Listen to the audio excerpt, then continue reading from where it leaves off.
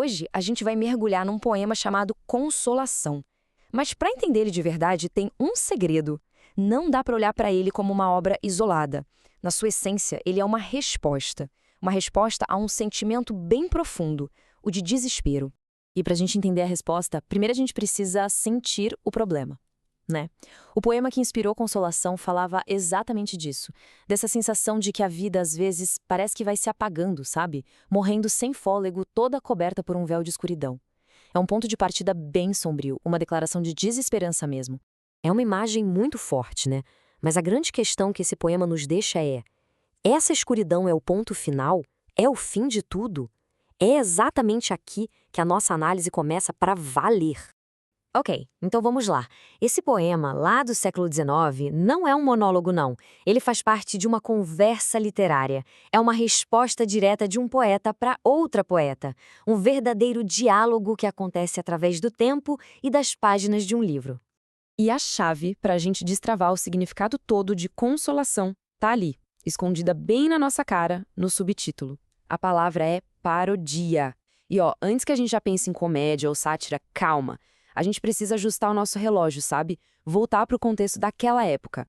No século XIX, paródia não queria dizer só fazer uma imitação engraçadinha. Significava pegar uma obra que já existia e responder a ela, recriar com uma nova visão. Era uma forma de diálogo artístico. E nesse caso, é uma resposta super séria e cheia de compaixão. E este slide aqui mostra essa troca de forma brilhante. O poema original Agonia, de Narcisa do Amaral, era um grito de desespero. Já a Consolação, de J. Ezequiel Freire, é a resposta direta a esse grito, oferecendo um tema totalmente oposto, a esperança. É um contraponto perfeito. Então, o ponto central é este. Freire não está só escrevendo um poema bonito. Ele está, de propósito, estendendo a mão através da poesia, tentando resgatar outra alma da agonia com as palavras dele. É um ato de consolo, como o próprio título já promete, né? Agora, como é que ele faz isso? Freire não chega e simplesmente diz tenha esperança. Não, ele constrói um argumento e a prova principal dele vem de um lugar que é ao mesmo tempo inesperado e muito poderoso: o mundo natural. A primeira prova dele. Ele pede para a gente observar as açucenas, os lírios. Elas não crescem só em jardins perfeitos, cuidados.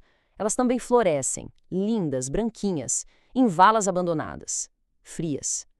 A beleza, ele argumenta, pode nascer nos lugares mais difíceis. A segunda prova é a rolinha.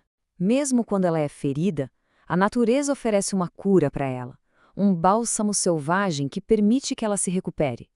O ferimento não é necessariamente uma sentença de morte. A cura existe, mesmo no meio do mato.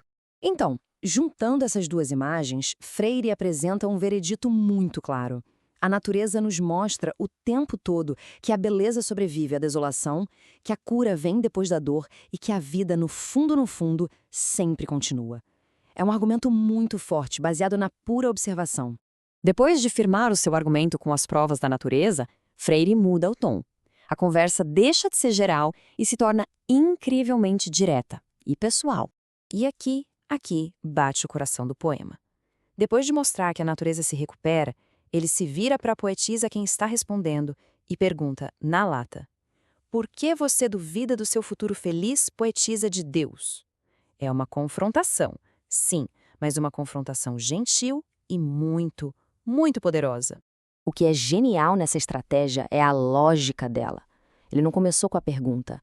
Primeiro ele construiu uma base de evidências, quase como um advogado no tribunal. Só depois de provar que a esperança é uma lei da natureza, ele aplica essa lei ao caso pessoal dela. A partir dessa pergunta, o poema dá outra virada. Ele deixa de questionar o desespero para oferecer uma visão bem concreta de esperança, uma promessa do que ainda está por vir. Ele pinta um quadro muito vivo. A escuridão não é para sempre. Ele promete que a aurora do prazer vai chegar logo e que as flores da vida, que talvez pareçam murchas agora, vão voltar a brilhar com cores vibrantes. É a promessa de que a noite sempre acaba. Ele então descreve o caminho para essa paz. Primeiro, é preciso aguentar o outono, o tempo do sofrimento. Esse sofrimento vira uma palma do martírio, não como uma derrota, mas como uma medalha de honra pela resistência. E no final, o descanso vai ser vigiado não pela escuridão, mas pelo sol da glória. É uma jornada da dor para uma paz cheia de honra. E depois de toda essa argumentação, de toda essa promessa, Freire termina o poema não com uma imagem suave, mas com uma palavra só. Uma palavra poderosa e que ressoa. Só isso? Avante. Não é um pedido, é quase uma ordem, um comando. É o resumo de todo o argumento dele. Apesar da dor, apesar da escuridão, o único caminho é seguir em frente. É uma palavra final que ecoa com uma força e uma urgência incríveis. E isso tudo nos deixa com uma reflexão. Freire usou as palavras dele como um bálsamo selvagem para a dor de outra pessoa há mais de um século. E isso faz a gente pensar. No nosso mundo, hoje em dia, como que a arte, a poesia, as palavras que a gente escolhe podem funcionar como um remédio, como um agente de cura para os outros? Qual é o nosso bálsamo selvagem?